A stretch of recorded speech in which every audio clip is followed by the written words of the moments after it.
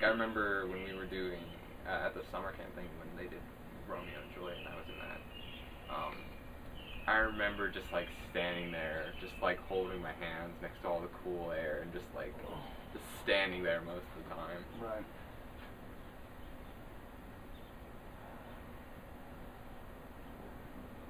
Kind of sucked, though, because there were, like, some people, it was, like, they were in it, and then they weren't in it for a long time, and then, you know, they could just, like, go off and do whatever.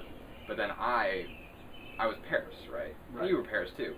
So it's kind of like, every now and then you come on. So it's like, you can't really, like, just disappear for, like, an hour, and then come back for the end of the play, you know? Yeah. Man, I hated the not the death scene, but being dead, which I remember in yours, I don't think you laid there as long as I did, because we had a longer ending speech. Like, I think you guys condensed. You took out I think you took out, like, the guard stuff. Like, 'cause there's the guards who come there. We had that, because we had a huge cast. It was, like, 35 people. Oh, wow. So, I mean, it was the summer camp, so, you know, however many people signed up, and, like, 35 kids signed up. So, you know, put as many people in as many roles as possible, you know, expanded some roles to fit 2 people instead of just 1, you know. But yeah, we had the whole bit with the guards, so I laid there dead, and I remember, like, by the time it's like, okay, the lights go down, now you need to get up for curtain call, it's like, oh, shit, my legs are asleep, you know. How long did you lay dead? I don't know, somewhere between 5 and 10 minutes. That was about what I was doing when I was doing Tecumseh. Mm-hmm. And, like, because, I mean, I died at the very beginning of the battle, get shot in the head, and then the battle ensues. Then there's a whole huge scene right after that. Oh, man. During that scene is when they skin my chest off. So then not only am I laying there perfectly still, but now I'm all bloody and sticky. Yeah. And I've got, like, you know, I've got all the blood on my chest, it's seeping down everywhere. I've got the blood on my head from the blood egg from the headshot. And, you know, what was really hard about it was not only just laying still throughout all of that, because they had that scene, then they had, like, the paying the respect scene, and then it was like, you know, they take Tecumseh's body and, like, you know, do that. Then the final voiceover monologue and torch toss. Then we had to rush off stage, like, as quickly as possible. I always needed help, because I was, like, blinded by all the blood in my face. Yeah. First rehearsal that we did it with, they were like, "Are you gonna need help getting off stage?" I was like, "No, I'll probably be fine." I headlong straight into a wall. Nice. I got injured so much that first year, but it was all, like, really early on. It was, like, within the rehearsal process. So I had sprained my ankle and my Achilles, so I was limping pretty bad throughout most of the rehearsals. And there was one fight that I did where there was a misfire on the gun that was supposed to shoot.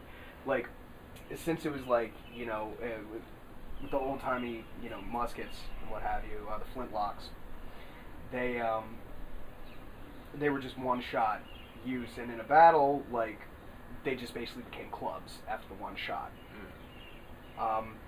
Problem with that is if they misfired, the gunpowder is still in the mechanism, and it's loose. And I'm fighting this guy as he's coming down, you know, with a club, like, doing the clubbing motion with it. And the gunpowder got in my eye. Oh. Yeah. Oh. And it was pretty bad at first, but, you know, I washed it out as best I could. Later that night, it got so bad that my eye actually just completely sealed shut. Like, I could not even pry it open. It was really bad. And, you know, I was like, guys, I think I got a bit of a problem here. Where's my workman's comp card? And they were like, you need to go to the hospital? I'm like, yeah, probably. And they were like, okay, once we finish all this up, we'll take you to the hospital. And at that point, like, the vision in my other eye just started fading out. And I'm like, okay, somebody needs to give me a ride, because I'm blind.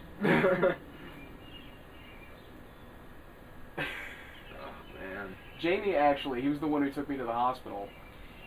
And, you know, he's sitting there with me. He's like, Mike, you're seriously blind. You can't see at all. And I'm like, no, dude, I really can't see anything.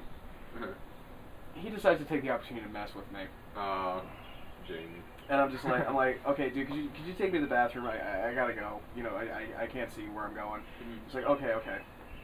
So he takes me up, and he leads me over somewhere, and he's like, okay, here you are, go. I'm like, all right, I can't see. He took me to the payphones. Oh, God. And he's like, whoa, Jesus Christ, no, you really can't see, can't you? I'm like, no, I told you, where am I? Oh, yeah. man. That was a fun summer. Oh, man. But it was crazy because, like, the, at the ER, the doctor had to, like, use, like, one of those Clockwork Orange apparatuses to keep my eye pried open. He had to literally, like, scrape the gunpowder out of there. Yeah. And I had to wear a patch for a couple days. And luckily it would have been off, it was supposed to come off about 2 days before we opened. But I still had to run rehearsals and everything. So the costume department actually whipped me up a authentic costume patch for it. That was fun running around like that for a couple days.